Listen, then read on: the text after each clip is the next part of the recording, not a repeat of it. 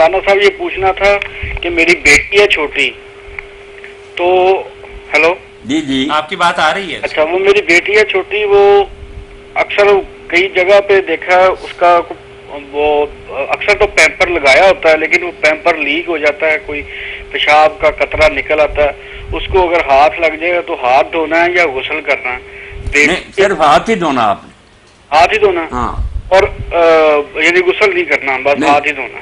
پیشاب پیمپر کے بغیر بھی ہو نا پیمپر سے اب نکل آیا نہ بھی ہو بچے ویسے ہی کرتے تھے تو پیشاب کو ہاتھ لگے بچے کے یا خود اپنے پیشاب کو ہاں جی اور اسی طرح ٹٹی بھی اپنی ہو یا بچے کی ہو اس سے غسل نہیں لازم آتا. ہاں جی ہاں بلکہ وضو بھی نہیں ٹوٹتا آپ کا. اگر وضو ہے نا آپ نے کیا تو یہ ہو گیا تو صرف ہاتھ دھوائیں وضو برقرار. اچھا اچھا اچھا تو کوئی وہ غسل وغیرہ انہوں نے نہیں. بتایا نہیں کہ جو لڑکی کا اگر پیشاب لگ جائے تو وضو کرنا ضروری غسل کرنا ضروری ہو جاتا ہے لڑکے کا نہیں ہوتا. نہیں یہی باتیں غلط مشہور ہو گئی نا. شکر ہے اس پروگرام میں آپ سب بھائی حصہ لیتے ہیں تو مسئلے واضح ہو رہے ہیں. ہاں جی پیشاب کو ہاتھ لگنے سے یا بچی اور بچے کا پیشاب کپڑے پر یا بدن پر گر جائے تو غسل نہیں لازم آتا نہ وضو لازم آتا ہے.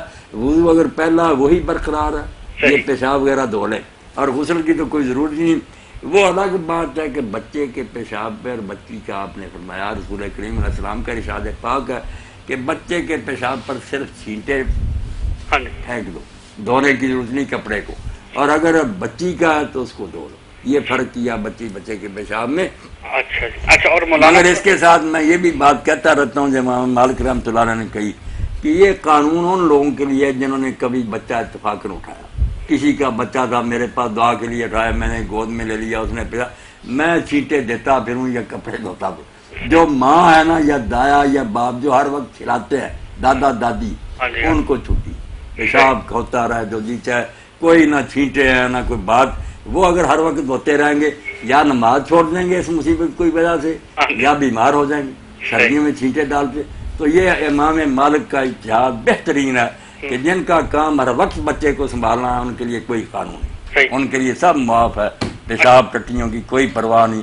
دن میں ایک مرتبہ بدلنے کپڑے تو بدلنے جو اچانک اٹھائے نا اس کو یہ فکر کرنی چاہیے. اچھا